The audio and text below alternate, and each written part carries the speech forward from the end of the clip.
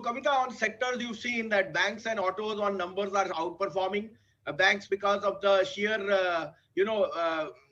credit expansion which is taking place, and the cleansing of balance sheet. The numbers, the NIMs, the net asset returns have been extremely good, and we are seeing credit expand, whether retail or capex on the corporate side. So banks are in a very sweet spot. Plus, inflation has been benign, and the RBI has been on hold in the recent rate high policy.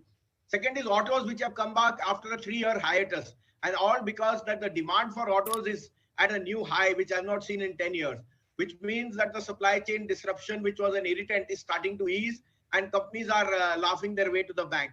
Third would be input costs like cement, and cement clearly, because I think once we are through the monsoon, they will be able to raise prices, and you've seen housing and the ancillaries do extremely well. So these are three very, very strong sectors. And if you have some allocation there, you are doing well. But we think select stocks like select mid caps is where the real money is, because mid cap index is hitting new highs on a daily basis before the index has done that. Are still attractive in the mid cap and small cap space, Sanjeev? Good work, guys. Yes. So Kavita, you have to have your asset allocation correct. Now, like you asked me, how do you choose or what do you do? Firstly, you have to see the market cap of what you buy. The market cap is the best guide of where your risk reward is. As Warren Buffett said, he said, there is a price for everything. And when the price is in my favor, then you go whole hog in what you want to invest in. Now, in some of the mid caps, we've seen that a lot of the price erosion or the price performance was more to do with greed and fear. And we think that mid caps are offering a very, very good entry point. Plus, you are playing against the large cap index, which trades at a very high multiple, in the sense in the emerging market basket, and which seems fairly priced or fairly expensive. So mid caps offer you that value, and that is why you have to go deeper into what you buy, as in the market cap, the promoters, the peer group, the debt, how the cash is utilized, and last but not least, how the peer groups are performing. And in that, you select your basket of stocks which you think have a potential to become from mid to slightly larger and large caps over the next few years.